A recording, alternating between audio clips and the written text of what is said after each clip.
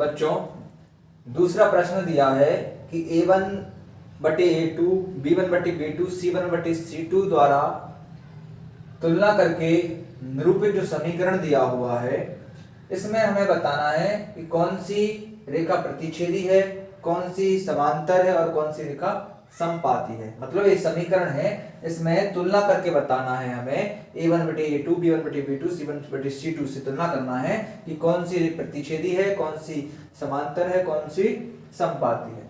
तो मेरे प्यारे बच्चों आपको बता दें 3 कंडीशंस हैं जो आपको याद करना है। देखिए कौन कौन सी कंडीशन है बच्चों। पहले प्रतिच्छेदी की क्या कंडीशन है, A1/A2 बराबर नहीं होता है B1/B2 के।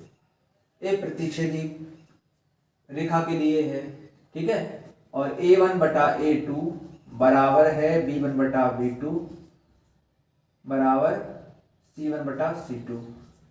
अगर तीनों बराबर हैं तो क्या दिखाता है, समपाती को। क्या दिखाता है, ये समपाती। यह क्या दिखाता है, प्रतिच्छेदी। प्रतिच्छेदी है ना।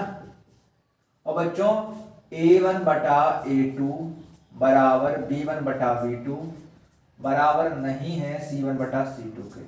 यह क्या दिखाता है, यह हमें समांतर के लिए बताता है, समांतर रेखा के लिए। ठीक है बच्चों। अब बच्चों जब रेखा प्रतिच्छेदी होती है तो इस पर एक हल प्राप्त होता है। कितने हल प्राप्त होते हैं, एक। और एक हल प्राप्त होते हैं इस पर, ठीक है। और रेखा संगत होती है, ठीक है, संगत। जब हल प्राप्त होंगे तो संगत होगी। और समपाती में अनेक हल प्राप्त होते हैं, इसलिए यह भी संगत है। इसमें क्या होते हैं, कोई हल प्राप्त नहीं होता, इसलिए यह असंगत है। ठीक है बच्चों, हम इस सवाल को सॉल्व करेंगे। ठीक है, तुलना करेंगे A1/A2 से।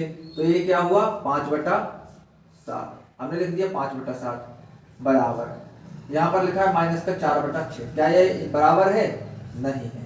बराबर कैसा है, नहीं है। जब बराबर नहीं है तो क्या होगा, प्रतिच्छेदी। क्या होगा बच्चों, प्रतिच्छेदी। ठीक है, प्रतिच्छेदी होगा, एक हल होगा। कितने हल होंगे बच्चों, एक हल।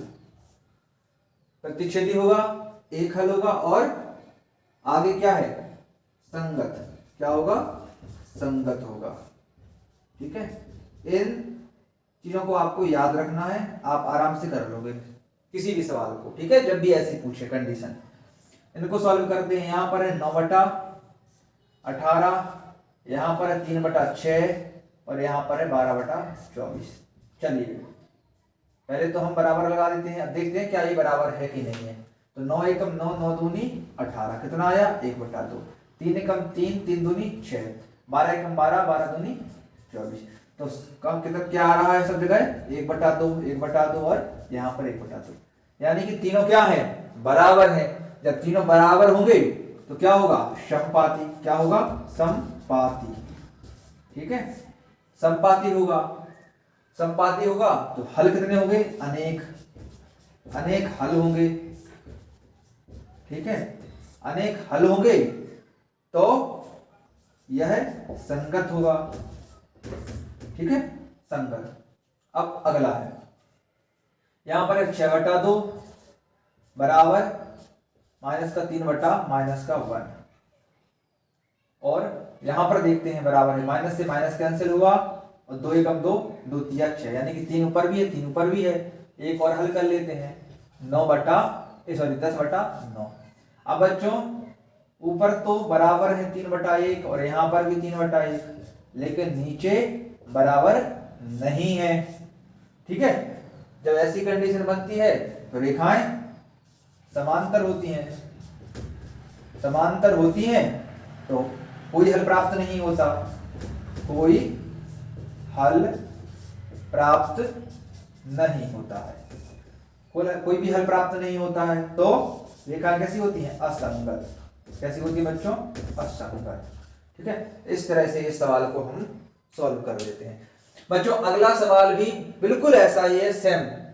आपको कंडीशन पता होनी चाहिए, आप उस सवाल को बड़ी आसानी से सॉल्व कर पाएंगे। ठीक है, प्रतिच्छेदी रेखा की कंडीशन ऐसी होती है, उस पर एक बिंदु प्रतिच्छेद करता है, एक बिंदु प्रतिच्छेद करेगा, इसलिए एक हल प्राप्त होगा और रेखा संगत होगी। ठीक है, क्योंकि उसका हल प्राप्त हो रहा है, एक मान प्राप्त हो रहा है, इसलिए संगत है।